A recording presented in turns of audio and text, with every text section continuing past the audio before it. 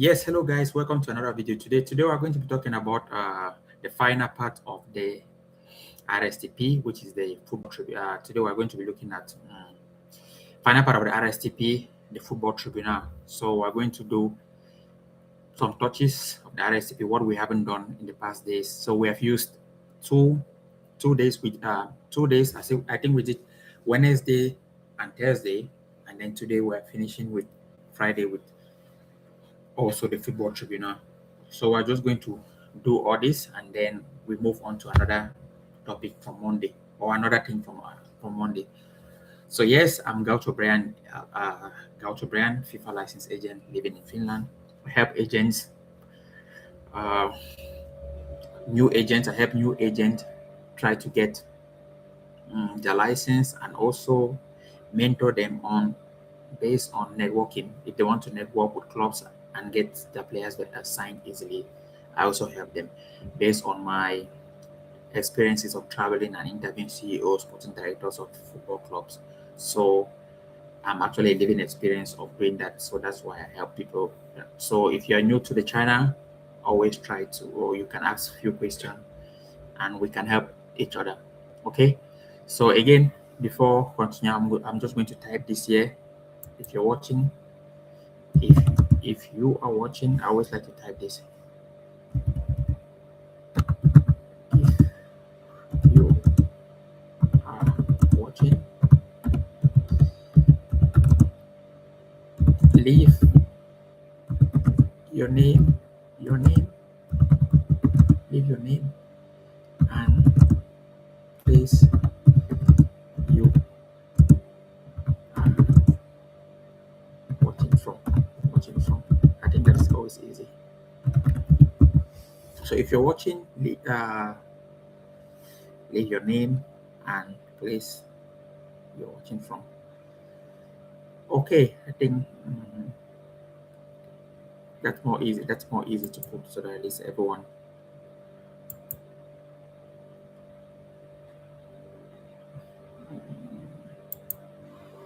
If you're watching, leave. If you know, just paste it.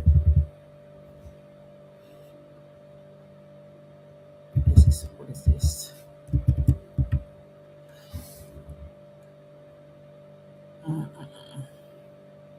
The place, yes. If you're watching, leave your name and the place you're watching from. Good, perfect. Let's go. So it's always easy to drop this so that people can have an idea of each other. Okay, as I said, we're going to be talking about the final part of the RSTP. So I've used 2 days in summarizing the RSTP. Today is the last day I'm going to summarize it, so that at least, which means I must have touched everything. And then I'm going to enter straight into the football tribunal, also to look at. Also, football tribunal is quite short, so I'm going to run through it and just conclude about it. And then next week we look at other parts, the things we haven't touched. So the idea here is touch every part a little bit before the exam comes. Then for those who will need a structural approach for writing the exam, who value the license, then we have a course. We'll start on the 7th of April, as you all know. And the course actually is quite open. The registration is quite open. I sent the people who are all registered, I sent them an email. So endeavor to check your email if you are interested and see. So and try to do that so that at least the time should, so that you shouldn't so that the course shouldn't close before you register, so or it shouldn't be late. Okay, let's crack on. So hope you all are doing good, and today is Friday, last day of the week. So let's see what we have for you people. So the first thing we are going to be looking at, training compensation. We're going to be looking at solidarity mechanism. We're going to go into details. Both those topics, they are under RSTP. Then we're going to finish by entering the FIFA Football Tribunal. So the first thing is, let's crack on. Training compensation. What is training compensation first? I think we have been speaking about this a lot here. So, but still, anyway, I'm just following a specific method so that I touch every part. Excuse me, so I touch every part so that it's quite easy. So training compensation is payment made to clubs clubs who train players between the age of 12 to 21. And the objective of this is clubs that invest in youth development to be rewarded when those players becomes professional. That is clean, simple, clean and clear. So that is just the main reason for training compensation. FIFA makes it so that people, those clubs who train young players should be rewarded for their job for making that player, training that player. So when that player signs his first professional contract, mm, the club, those clubs that train the player before at a certain age also get some reward for partaking in that player's journey. So that's just the basic term of training compensation. And I say the best thing is try to always understand this. Don't try to cram it. Just understand this. Because let's take for example, if you're asked about training compensation, if you understand what training compensation is, you don't need to even read it. Because if you just understand that training compensation is actually something that helps that helps that reward clubs. It rewards clubs for training the young players. So when those players sign their first professional contract, they get reward for having trained that player before. So that's just as basic as we can look at it. So this protect youth academics and encourage clubs to develop young talent. Good. That's the next part also. So, for example, if you're getting money from, let's say, let me say the club that trained Kylian Mbappe, Monaco, and all those IS Bondi, because Mbappe passed through IS Bondi and Monaco. So, with the fee they got from, let's take for example IS Bondi, because Mbappe signed his first professional contract at Monaco, so you wouldn't be getting training Monaco wouldn't be getting training compensation there.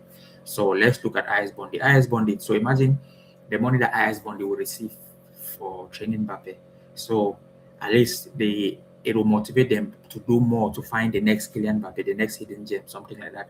So that's a great move. It will also encourage them to keep doing what they're doing. And FIFA likes this kind of method because there are some people who train players and there are some people who buy the ready-made product, and it helps the football system works very well. Okay, now let's look at when training compensation must be paid. So training compensation must be paid in two situations. Okay, one, when a player register as a professional player for the first time. So when you're young, you don't when you come into an academic, you keep playing. But when actually you sign your first professional contract, that's when, for a different club, that's when training compensation kicks in. So that's when the club who has trained you between the age of 12 to 21 actually receives something when you've actually signed your first professional contract. Okay, so that's the first time when training compensation is activated. Then the second thing is when a professional player transfer internationally before the end of the year of their 23rd birthday. So I repeat again, when a professional player transfer internationally before the end of the year of his or her 23rd birthday. I mean of his 23rd birthday. So this apply whether the transfer happens during the contract or at the end of the contract. So that is it. Okay, clean and clear. So that's when training compensation kicks in. Now, when is a training compensation not paid? So let's take, for example, when does it not apply? When is it not paid? So training compensation is not paid. Firstly, the former club terminate the player's contract without just terminated the player's contract without just cause. So let's take, for example, if IS Bondi is a training club trained Mbappe during his youth year. So I'm just trying to give them as an example. So I didn't mean when Mbappe was at the academy IS Bondi, and then they terminated his contract without just cause. When Mbappe signs for, let me say, when Mbappe signed his first professional contract at AS Monaco, back then when he signed, AS Bondi wouldn't receive training compensation because they terminated his contract back then. So that's one of the reasons that training compensation will not kick in or will not be activated. Let me put it that way. The next is the player moves to a Category 4 club. So what is a Category 4 club? A Category 4 club is like an amateur club.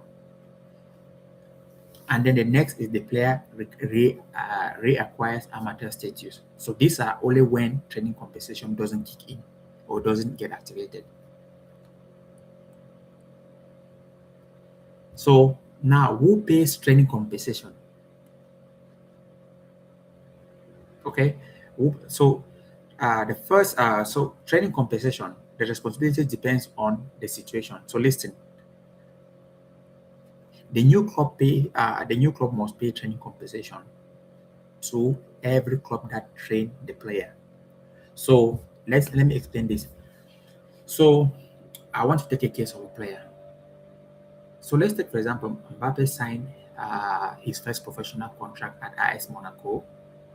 Okay, let's give an example. He signed a first professional contract at AS Monaco. So now AS Monaco is it was a new club of Kylian Mbappe. So that was a club that or let's just give an example. I want to give a case that you are going to understand. So let's take, for example, a player moves to a new club, and when he moved to that new club, and signed his first professional contract at that new club. That's when training compensation kicks in, and then that new club is the one that pays training compensation because that's where the player signed his first professional contract. Okay. So now the training compensation is paid from the every club that the player began.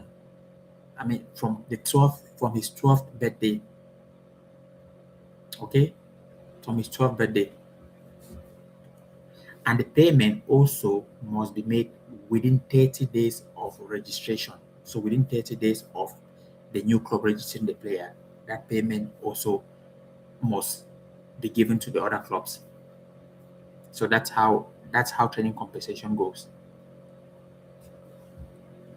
So now let's look again. How is training compensation calculated? I told you that we're going to actually go into details a little bit, look at training compensation, and so that's why I'm all about training compensation, going into it so that you really have a good idea of what it is. And looking some of your questions, some of what you said. Happy Friday, guys. Yes, hello and welcome to everyone back again. Hey, my name is Sadiq. I'm watching from Nigeria. Okay, welcome, Sadiq. I think it's your first time here. Nice to know. So welcome to the group. The next person is, bro, I read all the study material. I just understand it, and still I'm going through it again and again. All you're saying is like it's like all in my head. Okay, that's great. If you have read all this study materials, then which means you're quite actually prepared. That's nice. So you just need to do your revision. And then happy days, because when you read a lot, which means you started practicing it earlier. If you read a lot and then the exam comes, then you achieve it, then you have done a wonderful thing, because in the industry, half of the people that are agents, they say half of agents, they don't have license.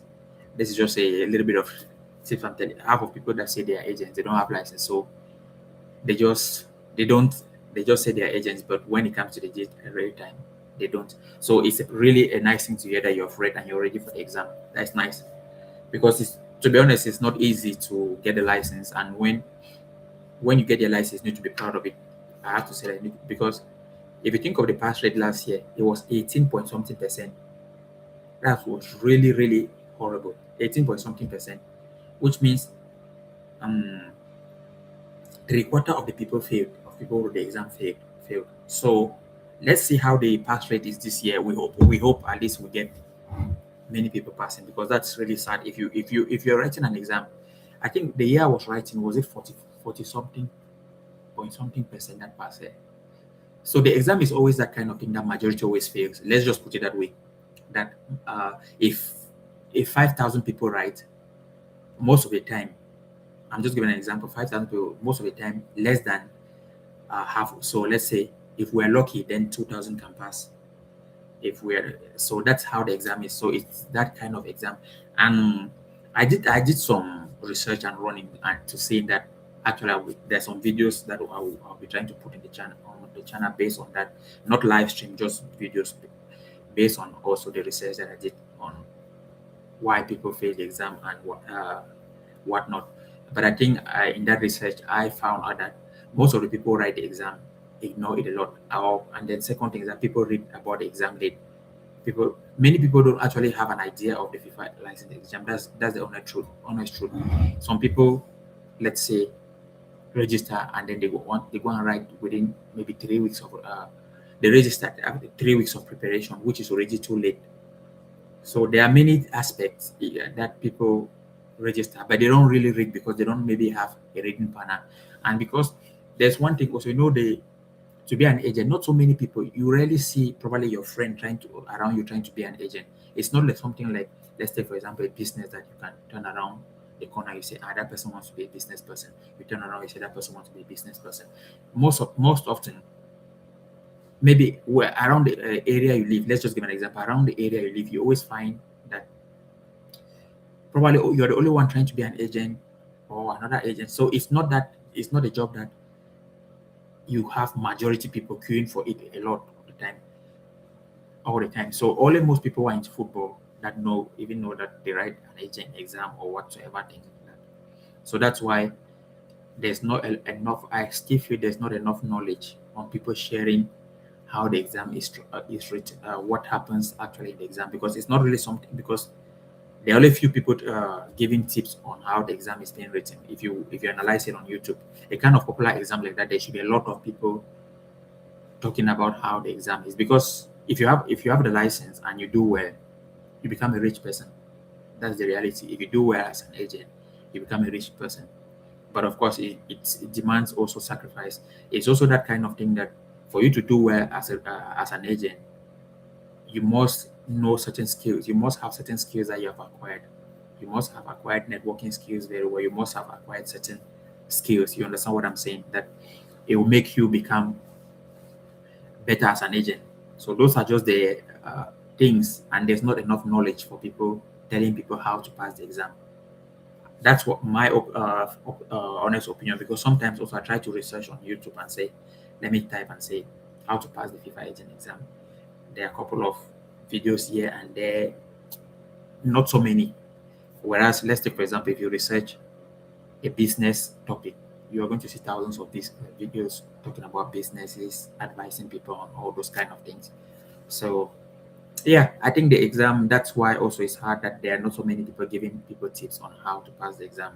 And the few people who also write the exam, majority, I would say they don't, I don't want to say they don't really take it serious. Majority write the exam in a case like, well, if I pass, if I don't. But yes, people are different, because in my own case, I just wanted to become an agent because I had, as I spoke to you people last time, I had seen how it can be, probably because I like sports and I came through a football background.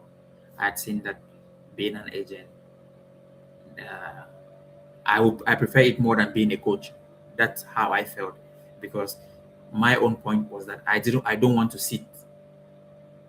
I don't want to sit. I don't want to wake up every day going to train someone, coming back to my house, sitting on the same location, going to the same place. I felt like I don't want to be trapped in a job in a specific place. So the agent thing is something that I want to have that freedom of, let's say, for example, traveling to Austria to go and scout a player, going to Italy to watch a training session, coming back, taking a flight from Italy, coming back to um, Spain to watch it. Just this kind of ideas. So those are the kind of things that I I would like to do, or I like to do. For example, when I began also my traveling, like last summer ago, I was traveling to Norway, and I was feeling that this is what I wanted to become. This is really what I want to become, an agent. Traveling to Norway, going back to Copenhagen, from there traveling, coming to look like you. Next time you want to go to Sweden, next time you want to go to Slovakia to go and do scouting, to network, all those things. So that's my own idea, but I don't want to become a coach. That's a fact. Yes. But many people have their own different things that they Someone might prefer to become a coach, that maybe he loves just being around, seeing how people play football. Yes, of course, I like to watch football, but I don't want to be stuck on one place. That's just my idea. Let's see. So tell us more about the different categories and which club belongs to which category. Okay, good question. And then this is, and is it a flat fee, training compensation fee per category, or does it vary? Um, I answer first. So for training compensation, no, it's not a flat. It varies. So let's take, for example, if someone trains a club, if you started, let's say, a player started from a club between 12 to 21, and then he changed three clubs. Let's give an example. Let's take, for example, between 12 to 14, he was at club A. Between then 15 to 19, he was at club B. Just an example. The money is different. It comes different. So they don't just pay you people. The amount of time the player stays at your club is actually different. So training compensation is calculated based on that it chops and change. You get exactly what you cannot. If you train a player for, let's take, for example, 5 years, and someone trains a player for 2 years, you get advantage to you that have trained a player for 5 years. So let's just put it as basic as that. So before answering your question, going next, let's just finish it and say, so training, I just want to read so that that part, so training compensation is calculated based on training compensation is calculated based on the training course of the new club, the number of years the player had trained, just what I was explaining. So if you have trained a player for 5 years and someone trained for 1 year, that's totally different. Okay. And also from the age of 12 to 21.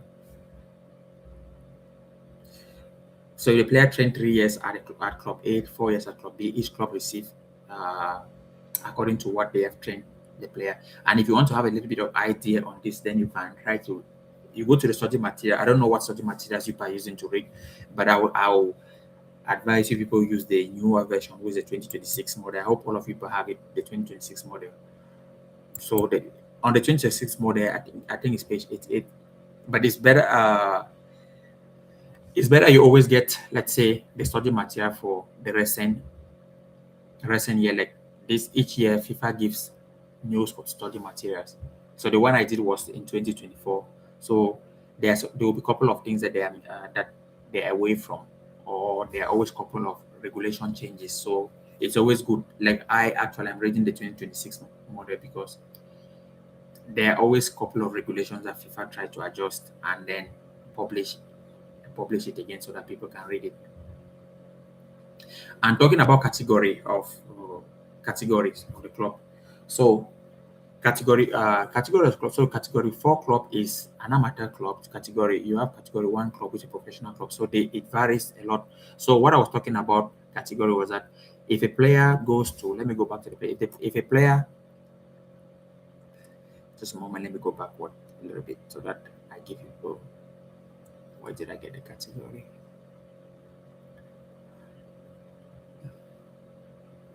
So if a player, let's say, when training compensation is not paid, so if a player goes back to category 4 club, which is an amateur club, yeah, so he doesn't get amateur clubs don't receive training compensation. That was what I was talking about, the categories. And also training compensation also it was not paid, or it's not paid when a professional actually says he wants to become an amateur. Let's take, for example, someone has played a lot of professional, a lot at the highest level, and then probably is tired, just want to play fun football. Sometimes those things happen. Maybe he's 39 or whatsoever age, and he decides that okay, he wants to go and play amateur football. That's what we call, he requires amateur status. So in that case, training compensation would not go. That new club, that amateur club, would not pay any training compensation to the other clubs. Okay, so that's because training compensation is not applicable in that position. So those were the few things that you need to go that because it might come in the exam that when is training compensation not applicable. They can say when the player comes or signs for an amateur club, they'll give you all these kind of details, and they'll try to also trick you one or two situations. So you need to have ideas on how this happens. Okay, but let's move a little bit further so that at least we catch up with some time. How long have we been talking already? Okay, 25 minutes. So let's look at special rules in the EU. Inside the EU and EA, special rules apply. If a player moves lower category to higher category, training compensation is based on average training cost of both clubs. Okay, so let's take for example, what is lower category to higher category. Let's take for example, you're an amateur player and you move to a professional club, and which is quite normal. This is quite normal that people play amateur football, and then when they are becoming very good, a professional club take chance on them to sign them. So you are moving from lower category to higher category. So training compensation in this case is based on average of the training cost of both clubs. Okay, so let's take the both clubs are going to find a situation for training compensation to be applied in this case. But now let's look at this the other case. Let's look at other way around. If a player move from higher category to a lower category, excuse me, training compensation is based on category based on the lower category club training cost. So let's take for example, you played for not you. Let me say a player played for. In this case, I want to explain well. If a player played for a first division in Turkey, then actually moved to a second division in Turkey. Now this is where the case are talking that training compensation can be applied like this. So it's going to be applied based on that second division in Turkey. Okay, I'm just trying to give the scenario so that people can have an idea. Okay, now let's talk of solidarity mechanism. I think we have touched a lot on that training compensation. If there's something that someone wants to ask me about training compensation, let's see. And is it a flat fees? Okay, answer that. If there's anything that someone wants to ask about training compensation, let's do that. Then, if not, we can move also to solidarity mechanism. I think also many people don't know the difference between solidarity mechanism and training compensation. But I think at this age, if you have been reading, how long is it to the exam? The exam starts on the 28th. So we have 1 month, few weeks to go still. Yes, we have 1 month. Let's say 1 month, close to 2 weeks to go still for the exam, to write the exam. Okay, there's still some time. Let's see. Okay, but let's move this thing. Solidarity mechanism. So whenever a professional player is transferred before the end of his contract, FIFA requires that 5% of the transfer fee is redistributed to the club that trained the player. That is what we call solidarity mechanism. So if you transfer, if you are, let me say, if you were transferred to, let's say, a club, and then 5% of your transfer fee is sent to all the clubs that you have passed through from the age of 12 to 23. So that 5% will be distributed also based on the amount of time. It's not also going to be distributed equally based on the amount of time you pass at those clubs. So they're going is distributed based on a pro rata.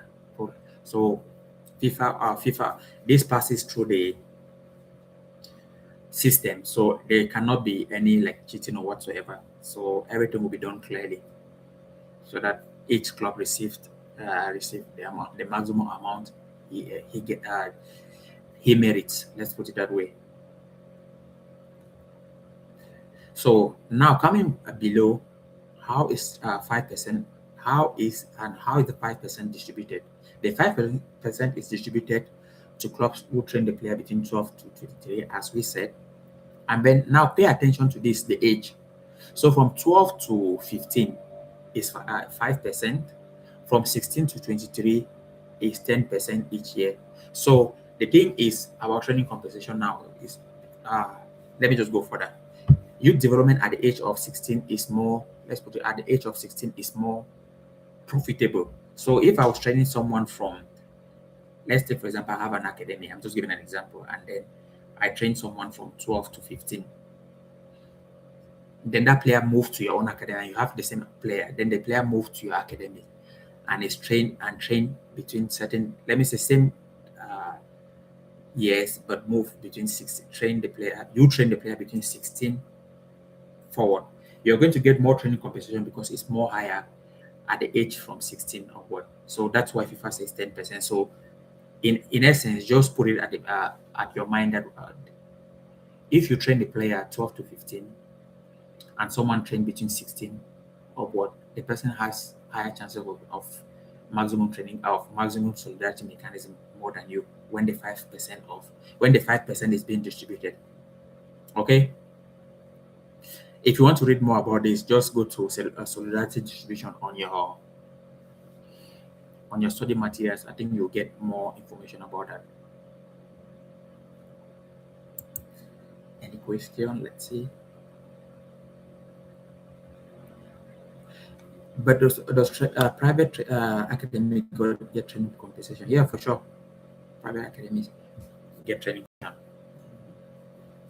So, but to get training there's one thing I spoke also yesterday. Any player that registers into your academy, register for any player who plays for an academy must be registered for those things you pass, like training compensation. Because nowadays, sometimes you see an academy, a player is there training, but it's not actually registered to a system. That will affect the club in future. If the player goes on to sign professional and those kind of, because he will not be shown on the system that he passed through that club. So it's only when you're registered in your association, register the player in the association, then the player now, when the player goes on to sign professional, then you benefit from what we call solidarity mechanism or training compensation. So who pays the solidarity contribution? The new club that signs the player must. That's how it goes. So if let me say you sign for a new club, it's a club who does that. And number one, calculating the solidarity contribution distributes it to. So the new club calculates the solidarity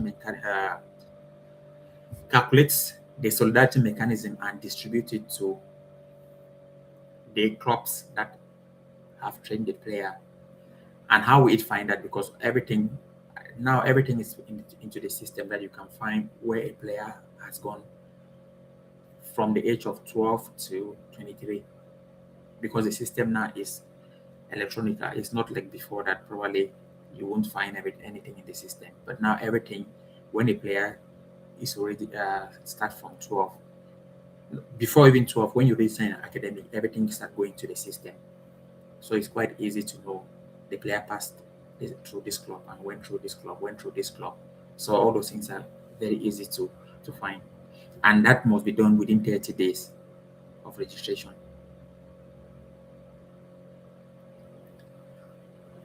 So now let's look at next way, when a training club no longer exists. How does this go through now? Let's take, for example, the club that trained the player, he doesn't exist. But let's put this scenario. Let's take, for example, the player went and played professional, and then the training club does no longer exist. This is a good one. And so if the club has dissolved, what I mean no longer exists, because most clubs do that. For example, the academic that the player passed through might be facing financial difficulties. Let's give an example, or must have gone bankruptcy, or must have been dissolved due to one reason or the other. So what will happen now in this case? So in this case, the National Association received the solidarity contribution, which must be used for youth development programs. So let's take, so I hope you've understood that. So let's take, for example, if an owner owned a club and then had a player, the player went and, let me say, a player passed through an academy and went and signed professional. And then there was supposed to be training compensation or solidarity mechanism received by the academy. But before that player signed professional, that club, that academy had ceased to exist. even no matter how much, whether it was millions that they were to keep that club, that money goes completely all to your FA, to the FA. And if you the club don't pay that, find out and pay that, the system is going to dictate that, because everything goes through this, everything goes through the system, and the system is very clear to find to follow those things. So you will be charged for that. But so what the club will do is, it's the club's responsibility to look for the FA of where the academy belonged before, and send the player and send the money to that the FA. Then now the FA now will decide to use it on various youth development programs for that country, and which most people, most countries benefit from this, or most FA benefit from this, because there are a lot of clubs that dissolve due to bankruptcy and a lot of things, as you know. Okay, let's look at some of the questions here. Tell us more about the different categories. Okay, I did that. Okay, next. But does private academic get training compensation? Yes, I did that.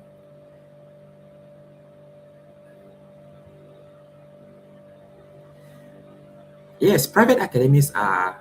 You said then private academy needs a transfer matching system. Yes, when you're a private academy, a private academy, what do you call a private academy? A private academy does not mean you don't register your players to play league games.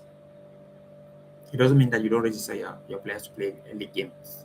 You still do that, that you play games, but you are a private academy. Or can, if you want to ask, what do you mean by private academy? Because an academy actually being run by someone, let me say, being run by an individual. Let's put it that way, being run by an individual. That's why you call it a private academy. But he can still register also to play official games. So thereby, if you're managing kids, you have to have all these things, this registration put in place. So if there's anything you don't understand, or just let me know. Who makes the payment? Payment for the payment for solidarity mechanic, or training compensation. Training compensation, if you're talking about training compensation, is a club that your new club. I don't know if is that what you're asking. Okay, let's go. The engaging entity pays the releasing entity. Yes, let's put it that way. The engaging entity pays, not the releasing. And I don't know. Is it? Are you talking about what we are saying here? Because when you say the engaging entity, let me explain. If you're talking about training compensation or solidarity mechanism, because as I said, solidarity mechanism is 5%. Just try to ask your question in full so that I can really understand what you're saying.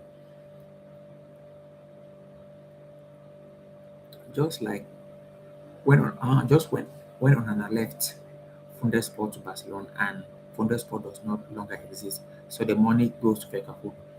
Okay, yes, perfect. Those kind of things, yes, that's perfect. It goes like that. So if he left Fundesport to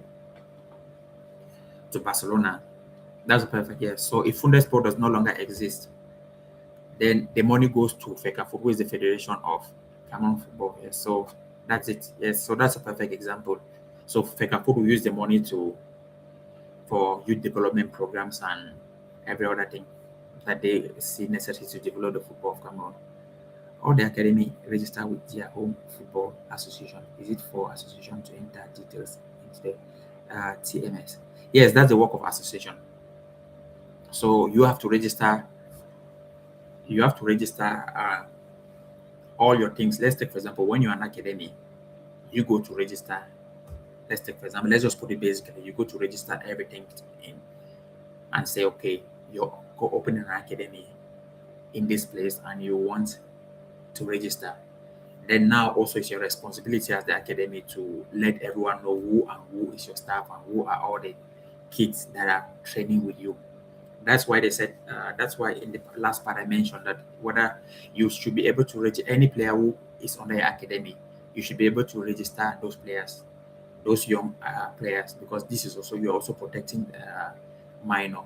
Because if at one point in time they discover that there are players in your academy that they are not being registered into the association, because the thing that happens is most academy don't want to also do that in this case, that because there's always a fee behind this. Let's take, for example, the person who has an academy who is running that has, let's say, 1,000 players in this academy. You have to pay a certain amount of fee, okay, to the association.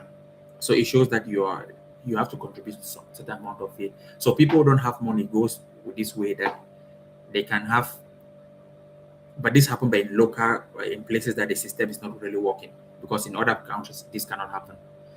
So so if you have 100, let me say, let's say you have 1,000 players in your academy, which that's huge, and you said, and then in the system you're putting 800. You don't pay charges for let's say 200 players anymore. So these are what happens, but that's why association is the association job now to insist and find out whether the amount of players in your academy are the same amount of players being mentioned. So those are the things that happens. So what if a player signs his first professional contract at the age of 19? Then how does training compensation works? Yes, if you sign your first professional contract at 19, training compensation still works the same. Training compensation only kicks in between the age of 12 to 21. So let's take, for example, if from 12, let's say from 12, 13, 14, 15, 16, 17, till he's 19, those clubs that he has been before where he signed his first professional contract, they are all going to receive training compensation. It doesn't what we say by 12 to 21. 12 to 21 means that is the last time that training compensation can be activated. So let's take, for example, if he signed a professional contract at 24 years, okay, training compensation does not apply because he has passed already. You understand what I mean? So they say 12 to 21 is a time. It is time limit that if those clubs that train you between this age of 12 to 21, they will receive share, they will receive money on this. So I'll give a good example. When Mbappe went to Real Madrid, he was already 20. I think he was 24 years, if I'm not mistaken. Yes. Even if there was a transfer fee, there was never Real Madrid. Let's take, for example, even if Madrid signed him for, let's say, 50 million, they wouldn't pay training compensation to anybody because Mbappe had already passed 24. You understand? So how people understand now the rule is when it's between the age of 12 to 21, but when the player already passes certain age, training compensation does no longer apply again. So that's how it happens. So with your the question you're asking here is 19. When he signs at 19, so the clubs that he passed already before signing his first professional contract, he's still going to pay that. I mean, they are still going to benefit from training compensation. Okay.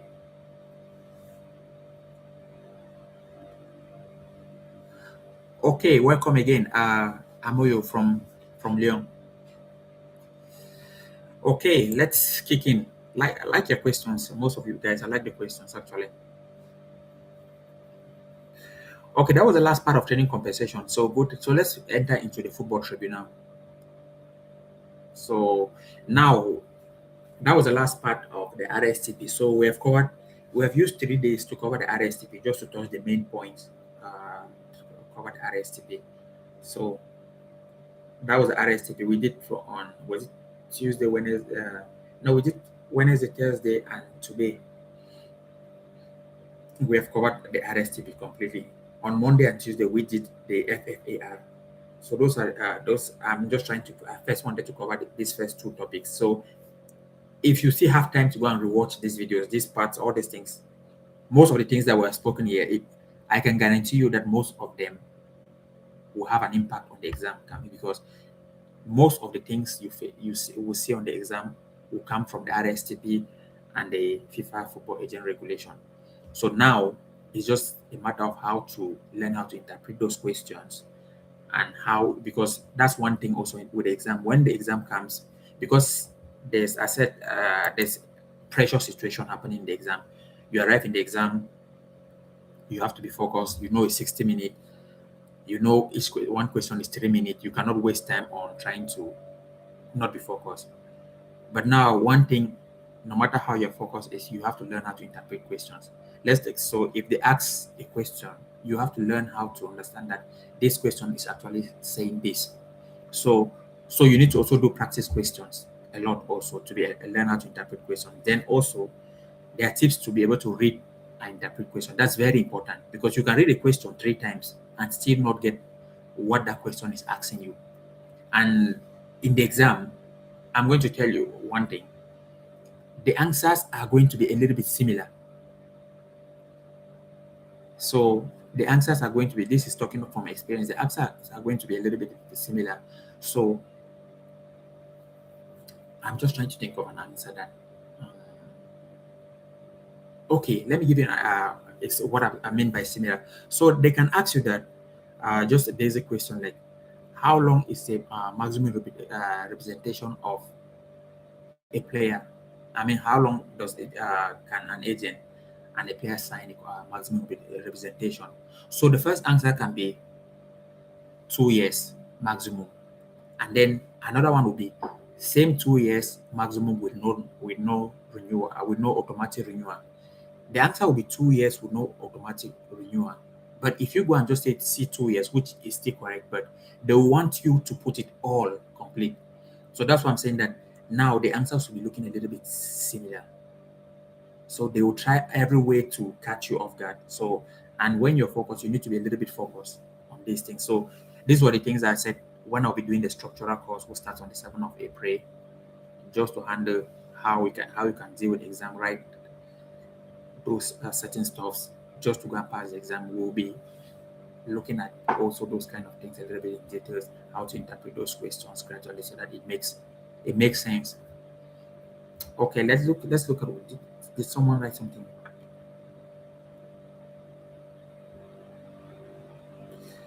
But can a private academy sell a player to a professional team and get the training compensation? A private academy selling a player to a professional team, yeah, it's under everything. Whether you are a private academy or whatsoever, you're under football. You're under the rules governing football. So I wanted to make this thing clear. What private academy? Someone mentioned Fundesport. Fundesport, yeah. Fundesport is it's owned by Samuel Eto'o, not so by a professional player.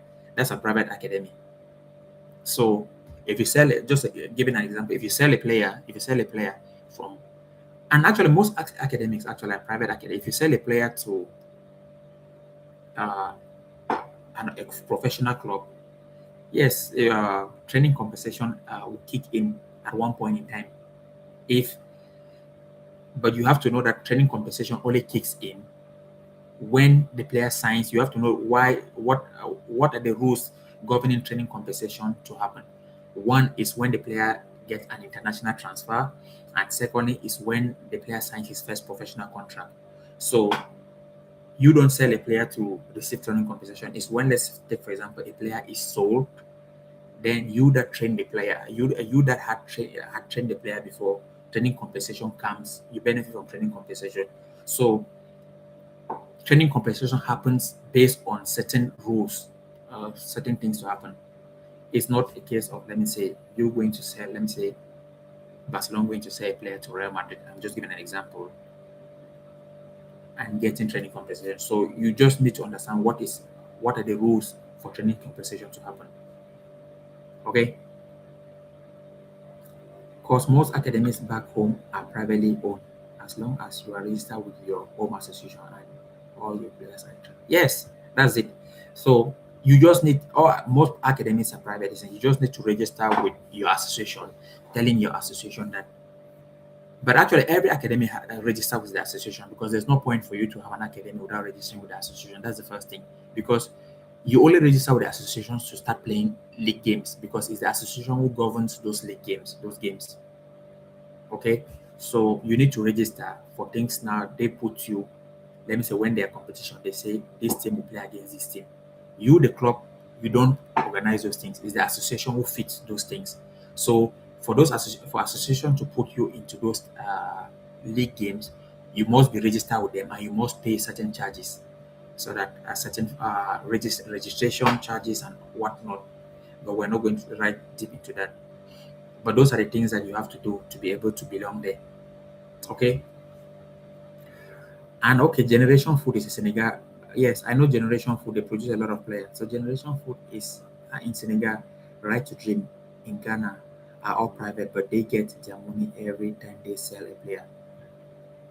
So I understand. So let's take for example, you say you mean they sell a player. This is transfer fee, but this is not training compensation. So training compensation is different from transfer fee. Like if you sell a player to, if a club in Europe comes and buy a player, a club, yes, the club has to pay. I'm giving an example. The club has to pay you money for buying that player. Okay, that's normal. That's transfer fee. That can happen. But when now it comes to training compensation, they don't get training compensation for selling certain play. You understand what I mean? So, as I said, training compensation only kicks in only when the player signs first professional contract, and then the club that train the players at the age from 12 to 21 start to get money with no renewal. Mm, what do you mean? What do you mean with no renewal? Can you just ask the question in full? Yes. Okay. Why I'm waiting for your questions, but I'll move on with this football tribunal. So, what is football tribunal? I hope most of you have read a little bit about football tribunal. Let me see a little bit of this.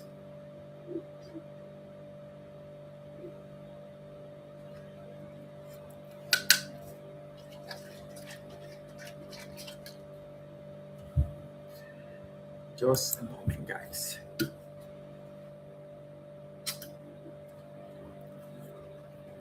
So let's go to football tribunal.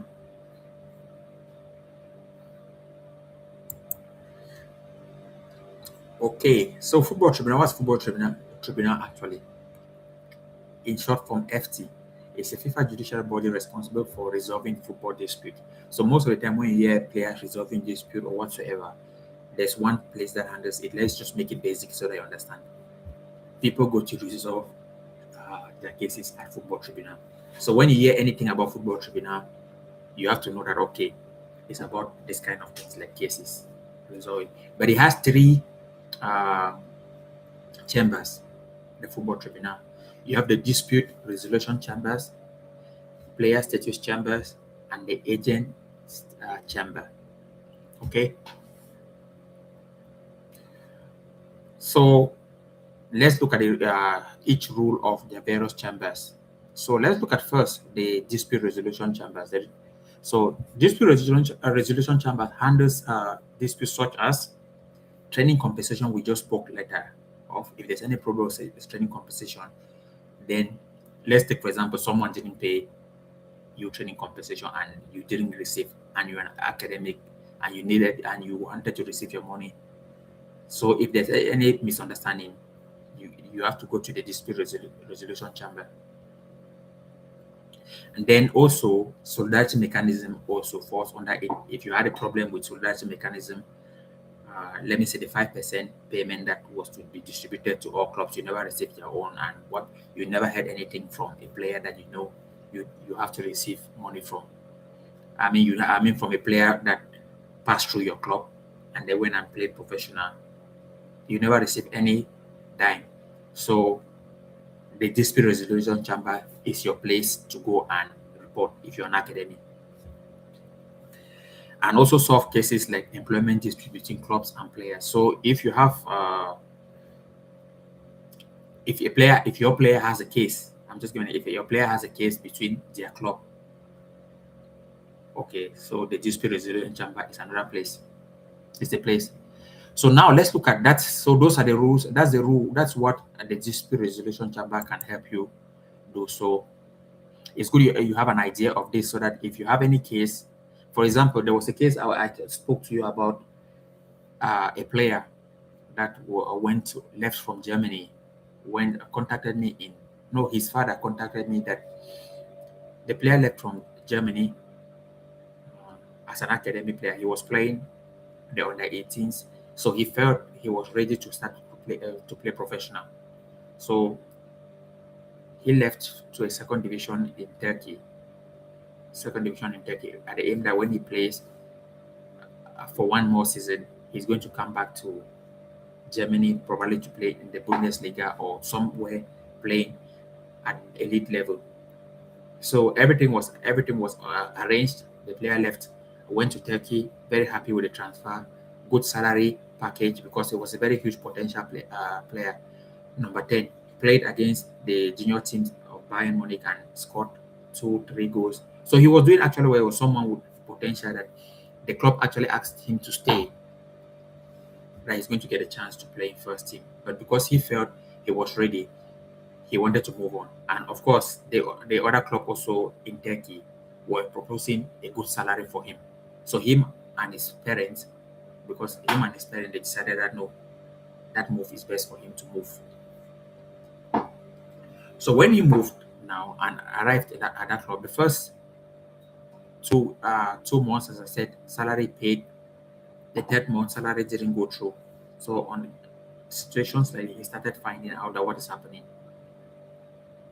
When he had 2 months, the second month salary didn't come. So he spent 2 months without having a salary.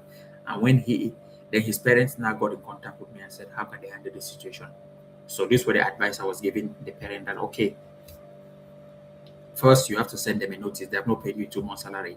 You have to send them a notice with 15 days at 15, that has to take 2 weeks or 15 days. In this notice, you have to tell them that you are aware that they have not paid the salary of your son, and if they don't pay the salary, you are going to breach the contract. Thereby, you have right to breach the contract, and they are going to pay you all your compensation. So the club never responded positively, and he went ahead and breached the contract. Then, but got now all the salary and everything was. So so these chambers that we're talking at now, these are the chambers. These are the places that the cases have been settled. You don't just have conversation with, let me say, the board and what's on. No. When you already went 2 months, the club has not paid their 2 months salary, and then you send them that notice, they don't reply. You are coming out to the FT, FIFA Tribunal, I mean the Football Tribunal, and then you're finding the chamber that can solve the problem for you. So this is how it works. So you need to know this a little bit legally so that you understand where to go. Because if you stay there and let me say that as an agent and you don't know these things, that's why I said there are certain agents that stay always at the top because they know the right place to go when things are happening, so that their players are not frustrated. Because the moment an agent will know what he's doing and he has a player, because the players also need their income to be able to train, pay for their personal trainers or whatsoever. So you cannot stop them. The moment this happens and the agent has to take full responsibility on telling that player that, okay, I'm your agent, I'm here to represent you. If you don't do these things, the moment things get a little bit out of hand, another agent comes in, he will sweep your player away because the player will go and he will not renew a contract with you because the player sees like you're not capable to really handle your duty, because it's your duty as an agent to be able to know where to go when these kind of things are coming up. Okay? Excuse me. Let's see. Was there anything there?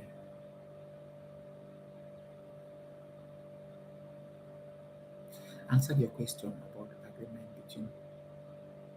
After a breach of contract, can the player still receive unpaid salary later on? Would there be any sanction on the club? Yes.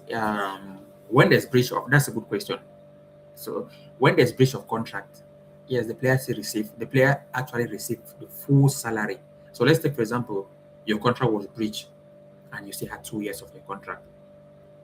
The club will take order. FIFA will require this the players status chamber or dispute resolution chamber, or the one that is solving the problem, is going to calculate every salary and send to the club that pay this player's salary completely, all. Okay, so they are going to pay everything, all the compensation upfront for you.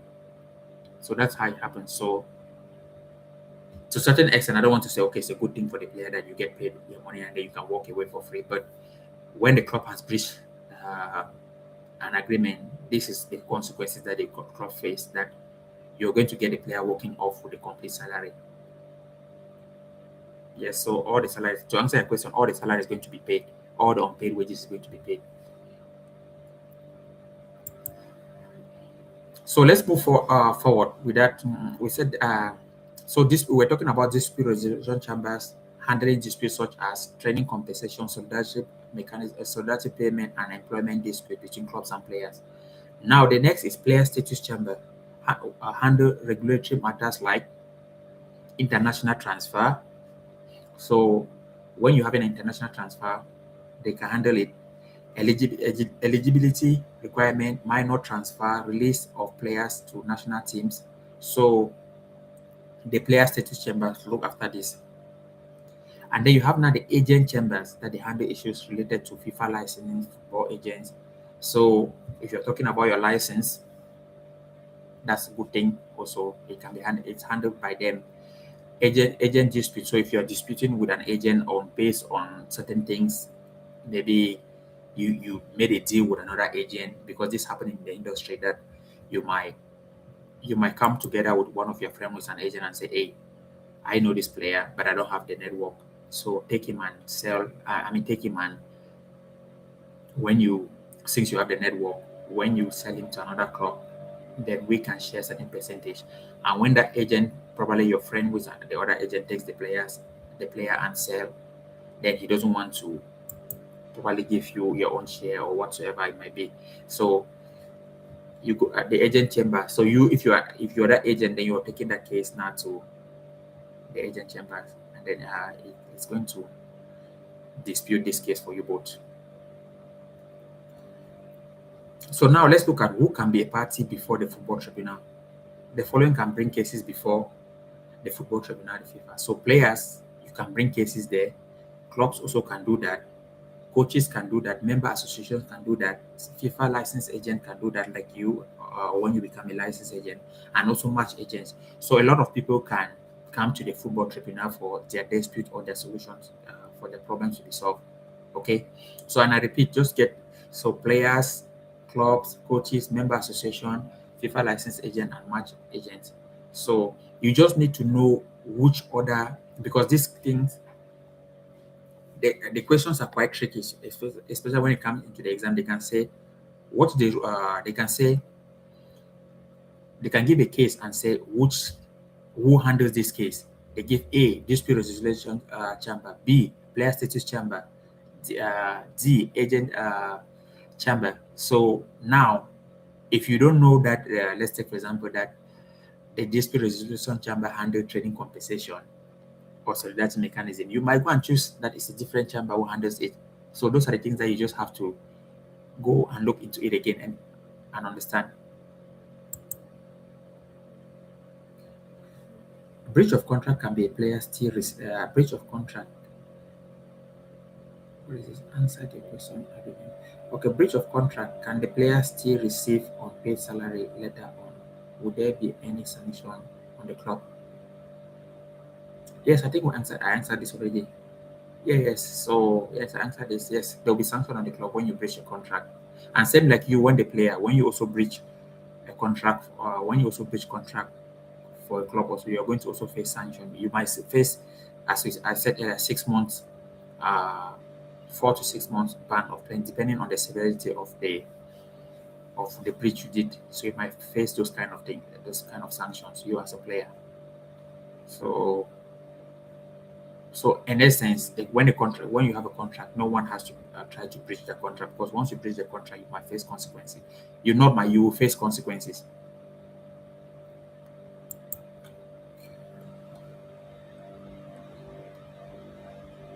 So okay, let's look at communication and procedures. All cases are handled through FIFA system. So anything that happens are always handled through FIFA system, so that everybody can see the case clearly. So what is FIFA system? You have like the transfer matching system, as someone mentioned here. That's also a system, and also the legal portal. So most of the things have been uploaded there, so that everyone can see. Then we talk of time limit. When time starts for these cases, let me say when these cases, the day you receive a communication, let's take for example of any case or any dispute, that's when time starts to tick. Okay. And then they always say the time poses. If let me say, if you're dealing with this case, and then you come across due this times like 20th December to 5 January, the time will pause a little bit because this are like seems like vacation days or whatsoever. But yeah, the time, that's the only time the time can pause. But apart from that time, the time ticks again.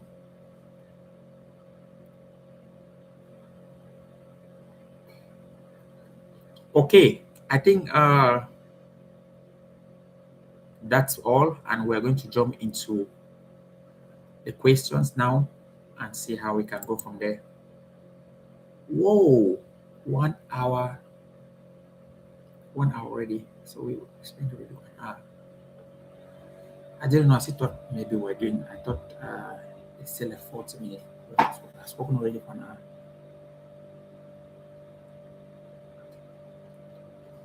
Okay, well, let's do the questions.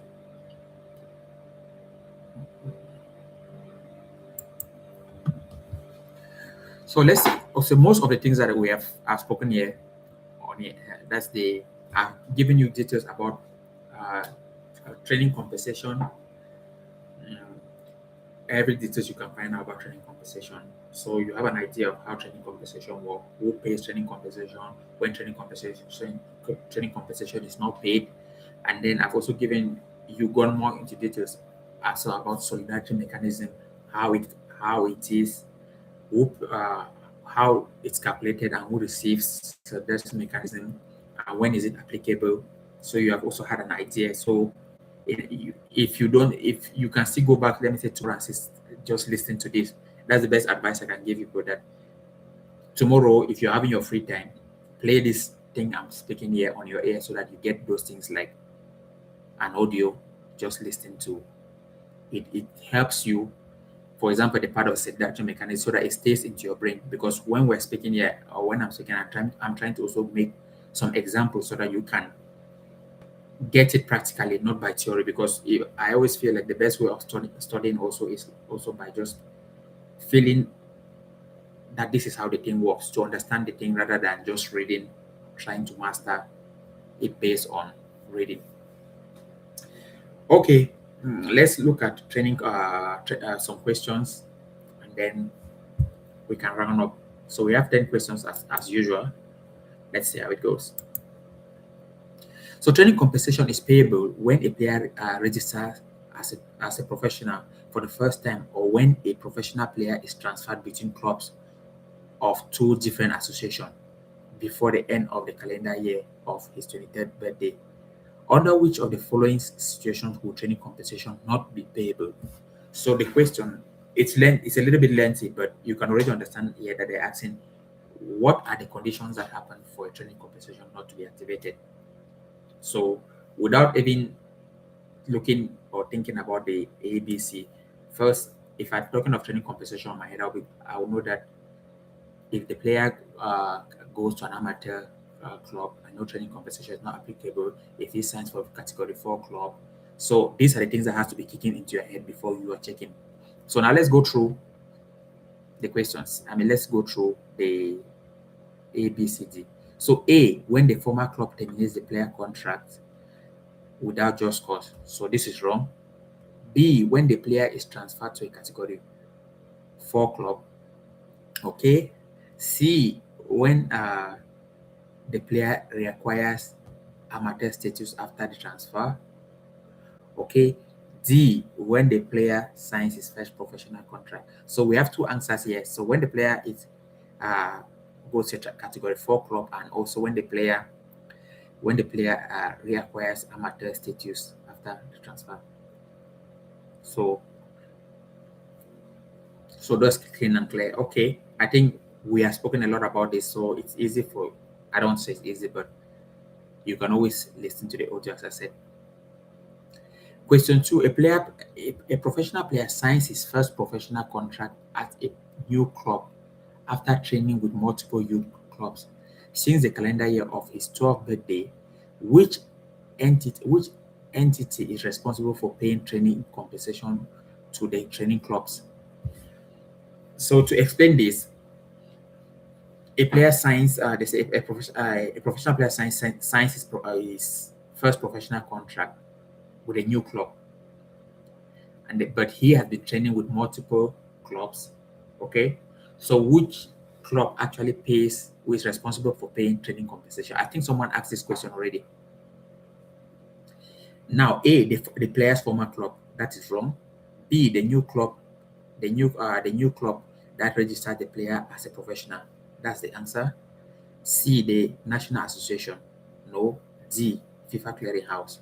So the answer is the new club that registered the player. The club that registers you is the one that pays training compensation. Okay. Now, question 3. Training compensation is generally calculated using which of the following methods? A, the training cost of the player's former club multiplied by the player's age. No. B, the training cost of the new club multiplied by the numbers of years the player was trained.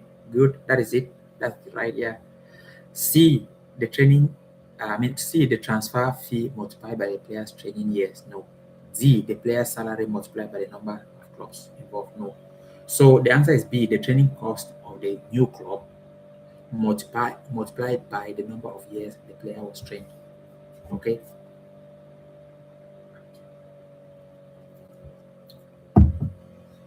If you want to read more about this, just to get yourself familiar, you can go to MC calculation of training compensation on the new study material. I think it's on page 88.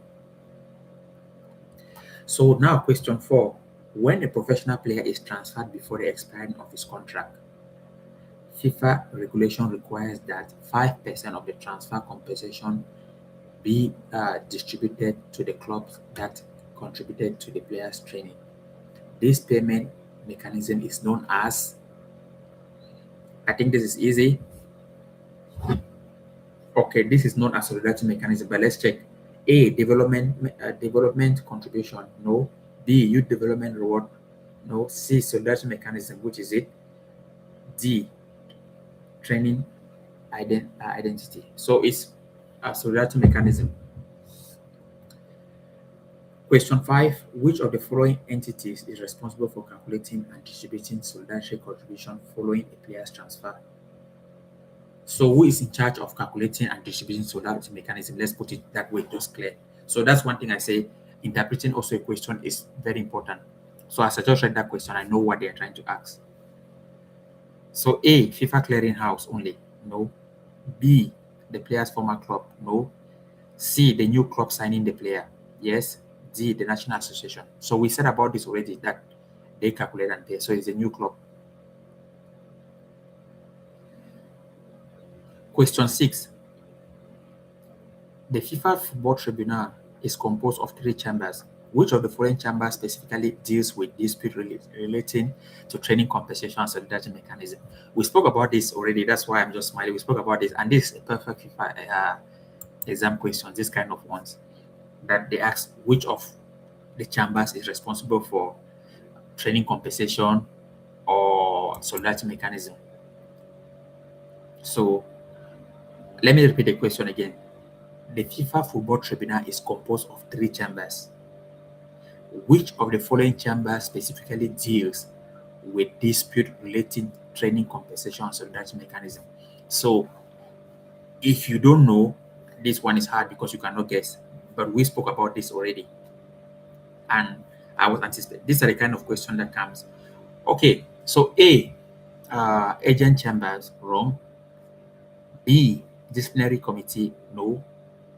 C, dispute resolution chambers, correct. And D, player status chambers. So it's dispute resolution chamber. Okay. And question 7, which of the following person may be a party in, let's see, it's on my screen. Okay, let's go. Which of the following persons, following person may be a party in proceedings before a chamber of the FIFA Football Tribunal? A, the player. B, the club. C, FIFA licensed football agent. Yes. D, all above. Listen, all above. All of the above are mentioned. So I repeat the question again. Which of the following persons may be party in proceedings before a chambers of the FIFA Football Tribunal? Can you remember the people I was mentioning that if you want to bring, because you have to learn how to interpret question, people who can come for their dispute. So that's what they're just trying to ask here. So we spoke of players, we spoke of clubs, we spoke of FIFA license agent and match agents. So the answer is D, all of the above. Okay, because they mentioned A, players, B, clubs, C, FIFA license football agent, D, all of the above. So the answer is D, all of the above. Even if they even included match agent, it will also be here. It will be right. So question 8, under the procedural rules governing the football tribunal, when does a procedure time limit generally begin? I think we also spoke about this. On the day the communication is sent by FIFA. No. B, on the day after communication is received. Yes, the day when you receive communication after, that's when it kicks in. C, 7 days after the communication is received. No. D, after parties acknowledged received. No. So the answer is B, on the day after the communication is received. So this, you can, if you want to be clear about this, you can check this under Article 11, time limit. This was about time limit we spoke about, if you remember. Now, question 9, which FIFA system are used to manage communications and procedures for dispute before the football tribunal? Again, which FIFA systems are used to manage communications and procedures for disputes before the football tribunal? A, the FIFA Connect and VAR portal. B, Lega portal and transfer matching system.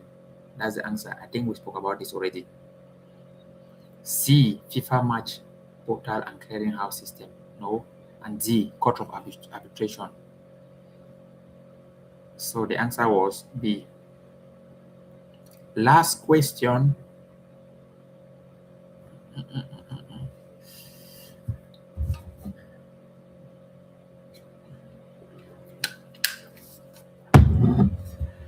In proceedings before the football tribunal, which principle governs the burden of proof when facts are asserted by a party? Did we speak about burden of proof? Probably we didn't speak about it. I didn't speak about it. A, FIFA must investigate all facts. B, the responding party must prove innocence. C, the party asserting a fact that fact has the burden of proving it. So C is okay, but I think we're going to touch more into this more details next time. I don't think I spoke to you about a lot about burden of proof. D, evidence is not required in regularity dispute. Okay, I tried to speed it up a little bit so that at least we can try to catch up with time and go a little bit quicker, because I think I've done 1 hour 18 minutes. Okay, so let's look at, just to give a little bit highlights on some questions. Let's look at what was these questions. Tricky questions that are a little bit challenging. So these ones can be questions that, let's take for example, that they can look similar but you are confused most of the time. So let's just give some few examples. A professional player signs his first professional contract with Club B in Spain after training with Club A in Senegal from calendar year of 12th birthday until 17th birthday. According to FIFA regulations on the status and transfer of players, which club is responsible for paying training compensation, and when must this payment be made? Okay, I think yes, we spoke about this. So A, look how the questions are the answers are a little bit similar. A, Club A must pay training compensation to FIFA within 30 days. So this is what I'm saying. It becomes more tricky now. B, Club B must pay training compensation to Club A within 30 days of registration. That's the answer. So now you see there's 30 days of registration. That's the answer. C, the player must pay training compensation before signing the contract. No, that's wrong. D, FIFA automatically distributes training compensation through the configuration. That's wrong. So the trickiest part here was between club A and B. So the answer is Club B must pay training compensation to Club A within 30 days of registration. But I think if you understand the question easily, it's just because I put in A and B. You figure it out. You use the principle of elimination method. You figure it out because let's take for example, if the question was a professional signs his first professional contract with Club B, so he signs a contract with Club B. So which means that's the engaging club, that's the buying club. When you buy, you're the one paying training compensation. So if you just take just from that part and you're looking at your answer, club A must pay training compensation to FIFA within 30 days. To FIFA within 30 days. No, you don't pay first even training compensation to FIFA within 30 days. Club B must pay training compensation to Club A within 30 days of registration. So that was the answer.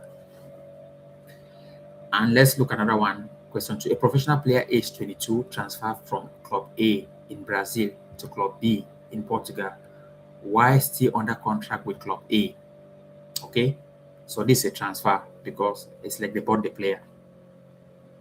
Under FIFA regulation, in which of the following circumstances would training compensation not be payable? So is the first you have to analyze that is a professional player, age 22, transfer from Club A in Brazil to Club B in Portugal. So he moved from Brazil to Portugal while still under contract. So let's say a club from Brazil bought him. A club from Portugal bought him from Brazil, but there was contract involved there. So under what regulations will training compensation not be payable? If the former club terminated the contract without just cause? No. So B, if the training occurs if the transfer occurs before the end of the calendar year of the player's 23rd birthday? No. And then let's say C, if the player moves to a category 4 club. So now, what are the answers? The answer is, I repeat the answer is B. The answer is A and C. So I'm going to go through A and C again. If the former club terminates the contract without just cause, so training compensation will not happen. If you remember, the question was what will happen for training compensation not to happen? So if your former club terminated your contract, if the former club terminated the contract, he's not going to receive training compensation. So that's one of the rules that training compensation will not kick in. So A was correct. And the next answer was using C, if the player moves to a category 4 club also. So those were the two that were okay. So as I said, the questions are quite tricky. So you just need to try to rehearse, practice more and more. So do we end here? I have some more questions about that, but do we end here? But so that's one thing that I said about the exam, that the exam is quite tricky. Let me just get a break and have some few conversation with you guys. That's why I said the exam is quite tricky. You need to really practice to get all of the questions. And I always repeat here, once you pass your license, happy days. Because what you do with your license, when you pass your license, the only thing you need to protect it. What do I mean protect it? Because if you do betting, let me say people, most male, they watch Premier League, let me say Premier League games, and they try to bet. You don't do those kind of things. If you bet and and FIFA finds out that your license will be suspended and all those things. But what you can do with your license, in fact, when you pass your license, come on, let me mentor you. I'm going to make, I don't want to promise, but if you're focused, you're going to get a good mentorship on the way to how to network with clubs, on how to build your trust. Within 1 to 2 years, you'll be at a place where you sign professional contracts that are making a lot of money. So the way I try to mentor people, I will not mentor players, mentor you. Excuse me. I will not mentor you based on spamming sporting directors, hoping for maybe few euros here and there. I will give you a mentorship that shows that you can send your player to a club. And of course, you have to scout good players also. You can send a player to a club that it shows that the player is good. And when that player leaves that club, that player is going to a top league. And when that player leaves that top league, you, the agent, with one or two players, you just need one or two players. Then you can start traveling around the world, scouting your business. I mean, just scouting, because the player that you have will be able to generate you income for you to move around the world. That's very important. But if you pass your license and just sit and hope on spamming sporting directors with who are going to give you transfers that are what low level income, because those are the only sporting directors that you can spam them, they respond to you. That's the fact. As I made mention here last time, that there's no sporting director who is going to sanction a transfer of 2 million of a player, 2 million. Let's give an example, a 2 million transfer. Then you're just writing him emails and then he accepts that. No, it doesn't work like that. There must be details gone into it. There must be data. They must analyze everything about the player, how his injury record, everything. They will analyze all those things. So, to an extent, you, the agent, you have to know how the system works to be able to bring your player to be able to move to that level. That's just the idea. Let me look at some of your questions.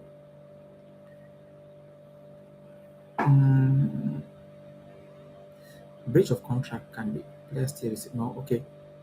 You can terminate your contract if you are not paid your salary of at least 2 months. It means you terminate your contract with just cause. It means you get paid and the club will get sanctioned. Yes, but as I said, that's okay. But you need to give them a notice after these 2 months. You need to give them a 15 days notice. After that 15 days, if nothing happens, if they don't respond, then you go on to do that. Okay, you need to give them a 15 days notice. But you cannot just, if they don't pay you 2 months salary, still you still need to give them a notice. You're just trying to follow the rules.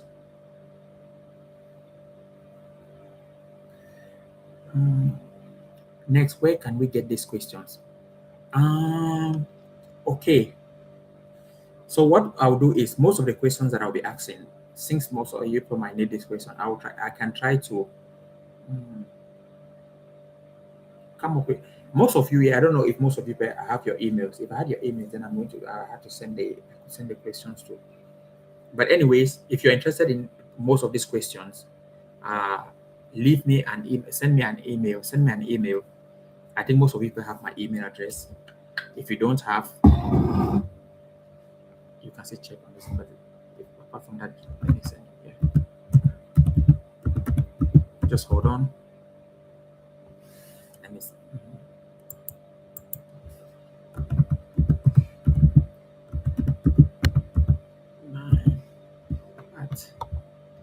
gmail.com. gmail.com. Okay. If you need this question, so send me an email. On the topic of the email, just write you're a student, you're attending the course and you need, just put subject questions for FIFA study materials. I will understand. Okay, when you say that, I will understand that you're the one. So then I can send you the questions so that you can get them. And what was it? Next thing is comes to player skills assessment. I think it is relative, though of course you might think a player is good, but the club think the opposite. I think there is some luck element in it. No, I think, well, in everything in life there's luck, but the most thing here that you have to analyze here is when a club is making judgment. Most agents, for example, most agents always feel that their players are good, but now clubs are always looking for players that fit into their system. Players are, that's the most clubs are always looking for. So you might bring a right winger that has speed and whatsoever, but the club might say they need a right winger that goes into the pockets and try to receive ball on the half turn just something like that, so that it can play 1-2 short passes. So it always depends the system, what the club are trying to do. That's why I said when you are an agent, you need to understand that when you're selling players to a club, it's about the system. Does it fit into the system? You watch their games, watch their stats, watch what they are doing. Then you can start to know what to do.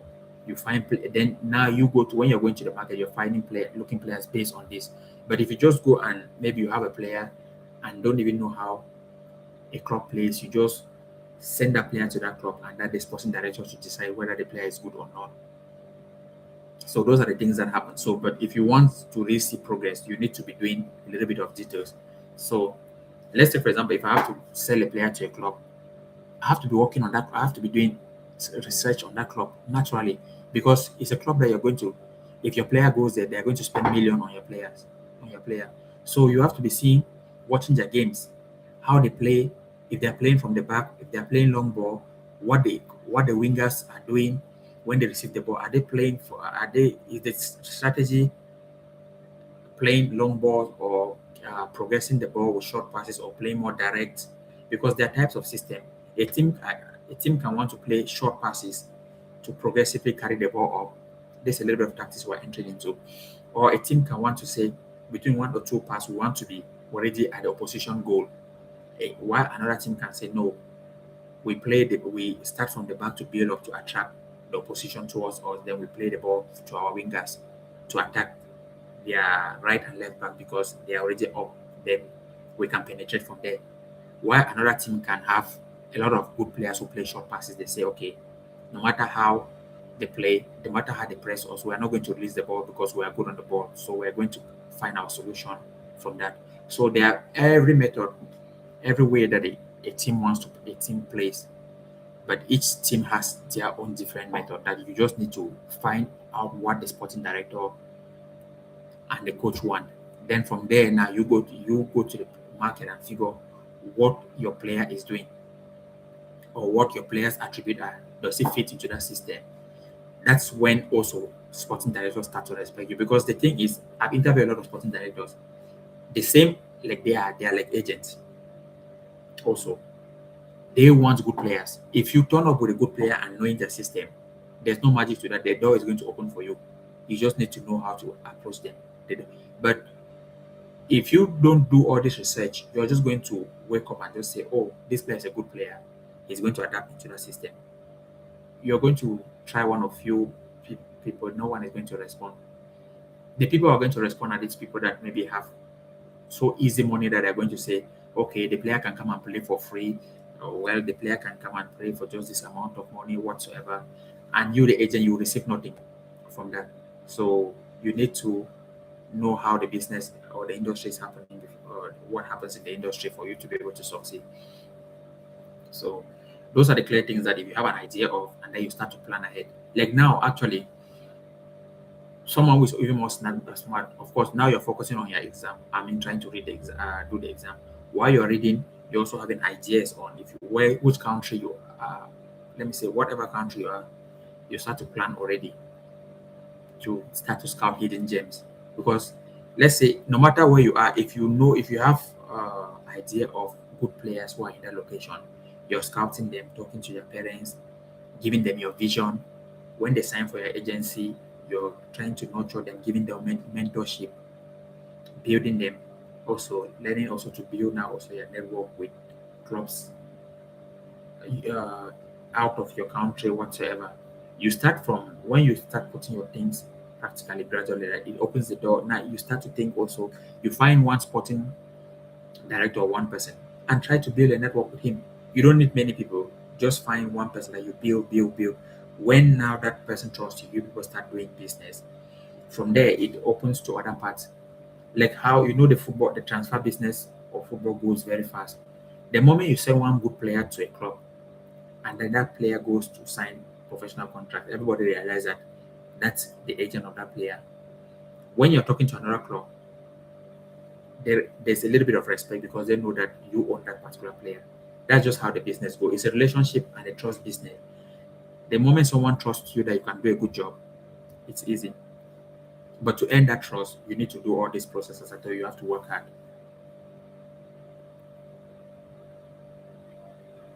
Pray when you end. Okay, what is it? Comes to player skills. Pray when you end a player to a club. I'm taking the exam in April. Okay, good. That's nice. You're taking the exam in April. Okay. Mm. That's on the 28th, 28, 29, 30. Yeah. So, yes, I think most people here also are taking the exam. Most of the people listening are also taking the exam in April. But you just need to get your things. You just need to put yourself together to get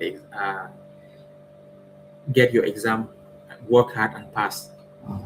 That's just the thing I can say. Because once you pass, welcome to the industry, and now welcome to a profession where within the twinkle of an eye like this, if you play your card, not play your card. If you work hard, you become a millionaire.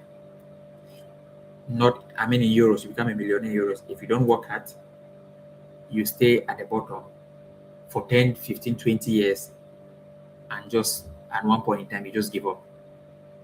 That, okay, the job of an agent is too hard, because you see other people growing, but because they are putting in effort of networking and everything. So that's just a fact. But anyways, when you people pass your exam, I'll be here to look at what we can do, what mentorship thing we can do to grow, or to make you sign your first professional player. Those kind of things, ideas, give you ideas on how to sign your first professional player, how to get hold of a sporting director, all those process. Because you just need, as I said, you just need one sporting director, and you start growing from there. From there, you can build your business as an agent. So, but the beginning, you have to pass this exam, because that's the first step. Don't look too much far, because the exam is not easy, as I always mention. It's something that you need to put effort and effort. And just to a reminder for those who also actually, because as I said, I am doing a structured course starting on the 7th of April. So those who already, I don't know if I sent an email, or the team, people I'm working at, sent an email already. I don't know if most of people, the people already received, but if you didn't, just check your email, because the course is open, and so that when it's closed, so that you should have an idea before it closes. The course is open, and we start on April. The course will be April 7, April 14, and April 21. That will be the last day. Then most people are writing on April 28, 29, 30. Yes, people are writing on April at that time. So the reason is that it has to be it has to end 1 week, so that you go and do revision, then you write on the 28th. Then your result will come out. I think June 4th, if I'm not mistaken, something like that. Probably June 4th, but it will come out in June. When we wrote the result came out 1 week after. So it was something like, I wrote on a Wednesday. I remember I wrote on a Wednesday, and my result came out. Can't reach your email. Gaucho Brian 9@gmail.com. What do you mean can't reach my email? Gaucho. Yes, correct. Gaucho Brian 9@gmail.com. So it's GAUCHOBRIAN 9. I hope you wrote it well. 9@gmail.com. So that's not it's Gaucho Brian 9, not Gaucho Brian probably G that you're seeing there. So Gaucho Brian 9. So as I said, when we wrote the exam, the result came out in a week. So I wrote on a Wednesday, and the next Wednesday. Yes, good. I'll check. I'll check tomorrow and whatsoever time there's. And then, because tonight, probably I'll check tomorrow. Then anyone I can send to the person. When we wrote, when we wrote, it was more of something like, just wait after 1 week, then you're going to get the result. So it was more of something that you were anxious when the moment it was like the 6th day. Then on the 7th day, I remember it was on the 7th day in the morning around 2 o'clock. Some people were already posting on the group, because I was on the study group. I did a study group also, because, as I said, I had to go through studies that time, because I wanted to pass my exam. I didn't want to be someone who didn't have the license, because I already have an idea. I had an idea of what I wanted to do with my license. I had already dreamt a lot how I'll use my license to travel, do different things, to scout players, do those kind of stuff. So I wanted to put in an effort. So I had to invest a little bit in that. So I remember it was 2:30. The people, some people from America in the group, the study group that we had, because study group, when you're organizing, we had people from America, people from Africa, people from Germany. So that's the same kind of study group I'm organizing, like how the one I did last year also, that you have a WhatsApp group that many people can network, speak with each other. So now the funniest thing is that the people in Germany had their result came out. So I just saw in the group, oh that oh I passed the exam. And I was like, oh. So it came out differently. People from Germany had the result, and people from I'm living in Finland. I didn't get my result. So I was expecting. I said, oh my god. Then I had also again from people from America, they got their results. Then I didn't get my results same day, because the FIFA doesn't release the result same time. So people from different country get their result different time. And then out of a sudden I got it from the group again that, oh, I didn't make it. So I'll have to try next time. People from America having that kind of conversation. So I rang that my friend that I said a friend didn't make it the first time. I rang him and said, hey man, have you gotten your result? And he was like, no, I'm still expecting, because we just kept checking the FIFA platform, and my heart was going up and down. So, oh my god, I don't want to. Yeah, I'm sorry, because people were posting the messages on group that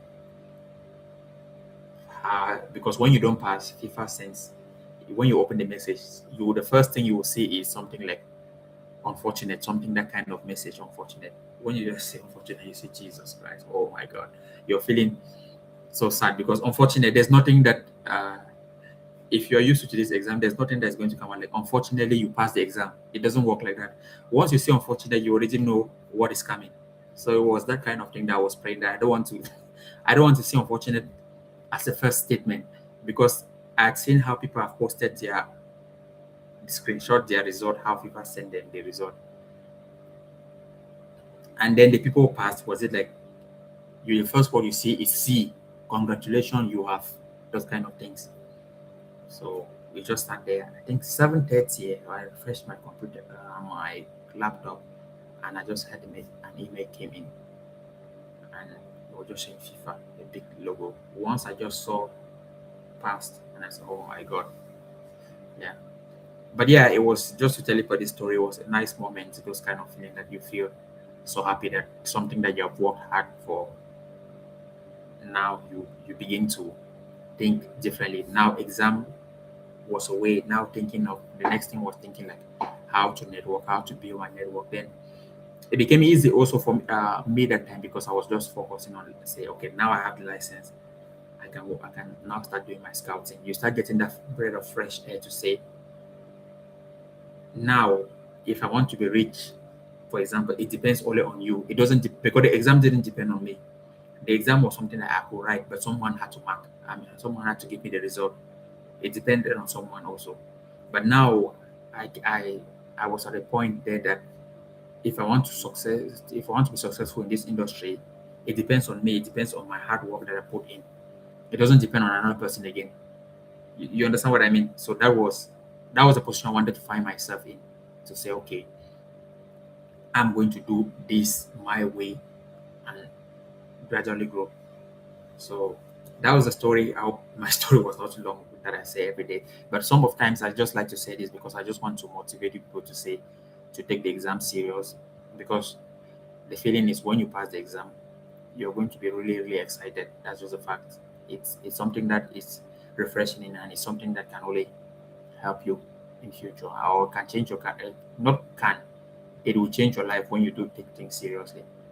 Okay, but today is weekend and we don't have too much to do. So tomorrow I'm not here. Sunday I'm not here. So we'll start again on Monday, and then we will start with different topic, not more football tribunal, because the football tribunal is short, so it was easy to just do it easily. So we're going to go to FIFA Clearinghouse or FIFA Statutes or Ethics Code or Disciplinary Code, and then Safeguard. So hopefully we can run around and get one or few things about these topics and finish them before you're preparing for the exam. But I think we are going to do that because we're just doing it randomly. So but I think we're going to do that because if we have touched the FFAR already and we have touched the RSTP, which are the most important parts. So now we can start playing around with the learning a little bit. So as I said, if most of the things we have said here, if you have learned or if you have been understanding what most of the things we have said here, you're going to get majority of the questions. You're going to start getting majority of the question right, even when you are doing your practice questions, because most of the things I say here, you're going to find them a lot in a lot of practice questions. Because the way I tried to look at the RSTP was I tried to touch most of the key points. Most of the key points are like training compensation, protection period, breach transfer, solidarity mechanism, all those transfer of minor. Have we even touched transfer of minor? Yeah, we have done. Yeah, transfer of minor and all those things. So those were just the general things that I have looked at, and I'm trying to summarize it and give you so that you have an idea of what it is. After I get my license, I'm eligible to organize my own trials and have my own private academy. Let me explain it here. You can have your you can have your own you cannot register an academy when you are an owner, when you're an agent, you are a licensed agent. For example, I have a business that I train players, but it's not an academy. I don't register this in. Okay, it's just something like you have. Let's say as an agent, you don't have to have a team that plays organized football. Okay, that compete. You don't have to have a team that plays organized football. You need to have. Let me say but you can have this part like you train players to bring into your agency. You understand what I mean? Because actually, that's what I do. So let's take for example, when I see a player, if a player is need polishing, because I have a background in coaching, also, then we organize certain training programs. Like I always do it, especially most of the time in the summer. But I've been doing it regularly. Let me say with young players, we train, which I train them when they are at a certain level. I see that they are okay. They come into my agency, sign a contract with me.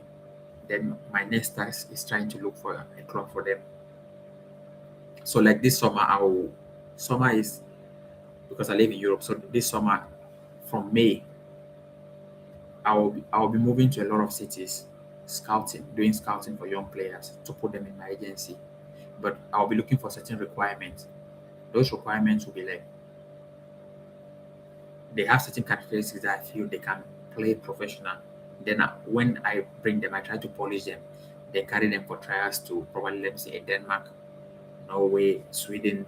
You understand, Belgium, those kind of countries that I know they are very good at developing young players and selling to the elite leagues. So to answer your question, no, you cannot have a registered academy that plays organized football.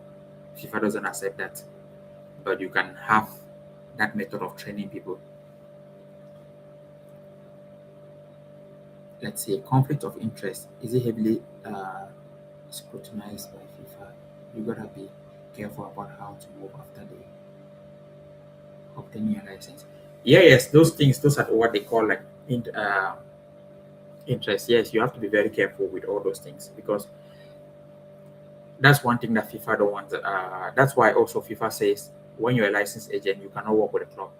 For example, I received multiple offers to work with club, but it doesn't work because if you want to work with a club, the only way you can do is you're suspending your license. You can suspend your license to go and work with a club, but you cannot have an active license running. Then you're working with a club. Then that's you have interest. Then then in that case, you're going to, the interest here is you're going to bring players based on you're going to be bringing player based who are all in your agency in that club. You understand?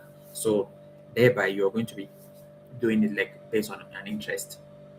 So those are the things that FIFA tries to avoid. That if you're an agent or whatsoever, you cannot have anything to do with a club generally, playing whatsoever, unless you're playing amateur level. Yes, because these are also things that they say. Just to they can ask you this question: can an agent play professional football or be a coach or play amateur football? So the only thing that as an agent that you can do is, if you're a licensed agent, you can play amateur football, but you cannot be a coach of a team, and you cannot be a professional player. So that's also one thing that one question that also can always turn up. So just have an idea of this. But thanks for the question. I just wanted to clarify this. But the club agents, right? I think dual representation is not allowed. Yes, dual representation is not allowed, but it's only the only exception for dual representation is between the individual and an engaging club an engaging entity. Sorry. So if when we talk of dual representation is not allowed anymore, so it's just between. But there's only that exception that I'm saying about. So yeah, good questions. Okay, so if we have no more questions, then we can try to end up here. At least we have done much for today. So tomorrow we can start with, or Monday we can start with the topics I mentioned. So you're going to see on Monday. So just come 9:30. Remember 9:30 because I always start 9:30. So remember 9:30. For some of you who came a little bit late, you can just try to glance through and listen to the first parts if you want. That will also help because we were speaking about training compensation solidarity mechanism. If you never got it and tribunal, that will help you because you can take that idea and it help you for preparing for the exam. How much is your course and where do I read more about it?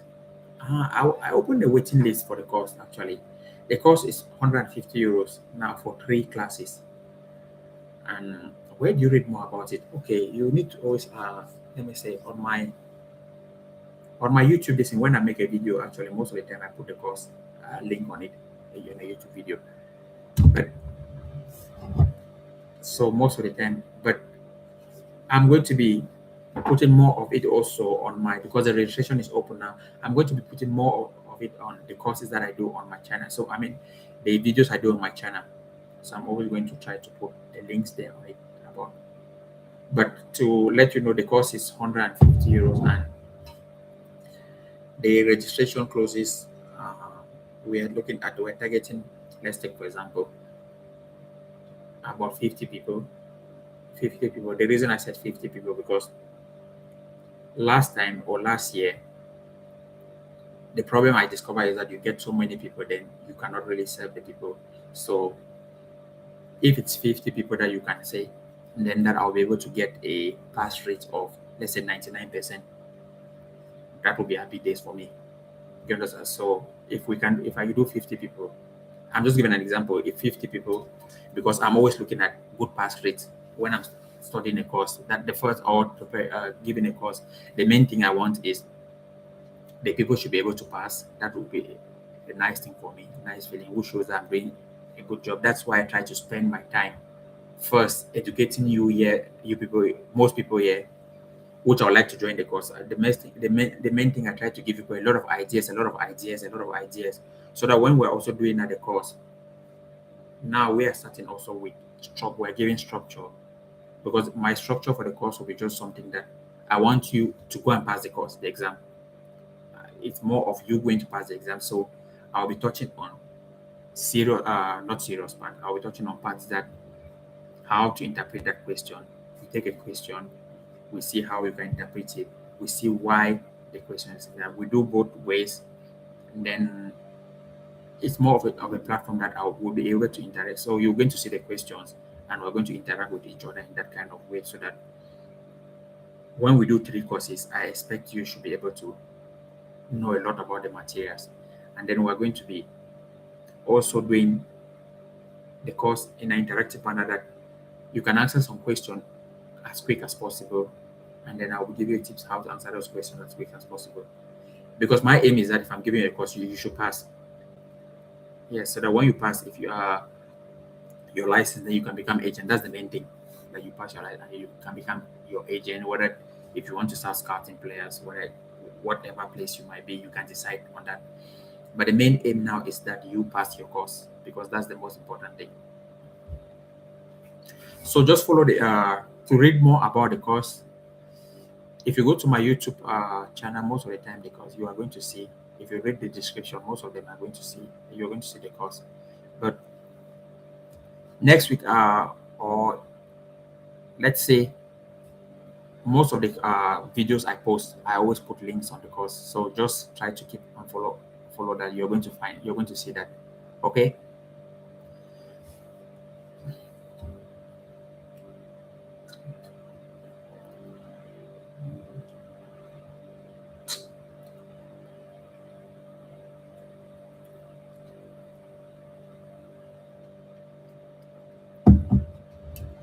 No question anymore. So let's see. What do we have? Do we have to? Let's see. Just answer a little bit of your question. If I go somewhere, let's see if I can find a link.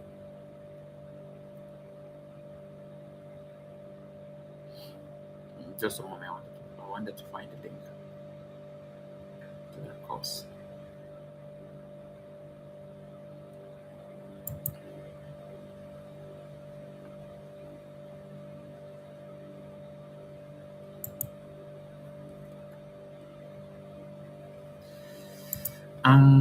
No, I cannot find the link, but I'm going to update that. Going to update it because the course is created by there's someone doing that also. So I'm going to find the link later. But as I said, if you follow most of the videos, I cannot find the link now because I'm not actually the one in charge of organizing the course. I'm just there to give the course, so I'm not doing all the technical stuff behind the scene. So someone is there doing all that. So for me to go and locate all those things, probably the person is already sleeping now. But anyways, I'm going to figure that out, or you can just also try to check most of the videos. You're going to see those links in the videos. You're going to see the link to the course there also. So I'll make sure that most of the videos I'm uploading, the links always. I make sure the guy uploading the videos always put the links there. Okay, so you can find that there. Next, my problem is that after I got the license, where to get the money to travel and get to network? Good question. I spoke last time about remote networking, that you don't need to actually travel to, if you know what you're doing. You can start planning yourself now. You don't need to actually travel to be able to become a rich agent. So I think someone asked a question yesterday talking about networking, talking about how, let me show one aspect of networking, and I gave a good example how to bridge the gap, how you start networking with a sporting director, for example, a club from afar. Then you start to build that trust. People do that. If you know what you're doing with a structure, there are sporting directors who go to travel to different countries to sign players. The fact that some people are in Europe doesn't mean that a sporting director just stay here. Actually, if you know that you have, let me say, you can spot good players in your where you are, then you can also set up how you can arrange on how to build your networking with sporting directors. But of course, you have to learn how to network. That's one of the things that I can help you people also with, like learning how to network, because you asked a very good question there. The first thing, how do you get a sporting director or traveling? But in your case, if you don't have any money, the first thing is you have to focus on remote networking, building that, learning how to network, so that you can speak with sporting director. He can come and see the players you have, because there are sporting directors who live from Europe, for example, travel to Africa, being invited by someone who has a lot of players, and because the person, they believe in that person, they watch the player and they say that the player is good. Then they invite them both for trials. They invite him and the player for trials also. But the first process is that when you know how to network, after you have been doing your networking with the person, you can do a Zoom call, and after that, you arrange certain things. Then the person travels, because the job of a sporting director is to travel. So they don't actually do a lot in the office, because most of the time, when sporting directors, they are not at their offices, they are probably in different countries. So I say this because most of the time when I meet them, it might be I might book an appointment with a sporting director, and he says, "Okay, Brian, can you please come next month, because I'll be traveling to Gambia, and then I'll leave and I'll go to South Africa, then probably I'll end up in Germany." So that's their job. Their job is to travel, observe, see how the player can be, because they go to watch also what people are telling them, whether the player is good. When they observe that, then the next thing is, okay, they try to they try not to come back and say, okay, there's a good situation there. They invite you and the player for trials. So you don't need to be, to answer your question, you don't need to be that far. I mean, you don't need to be always close to someone, but you can start from there. When you build that, when the income start coming in, then now, when your player goes and sign the professional contract, the incomes are coming in. You can use that income for traveling. So it's just about structure. Everything in life is just about structure, how you structure everything and how you plan. Okay. I hope I answered your question. And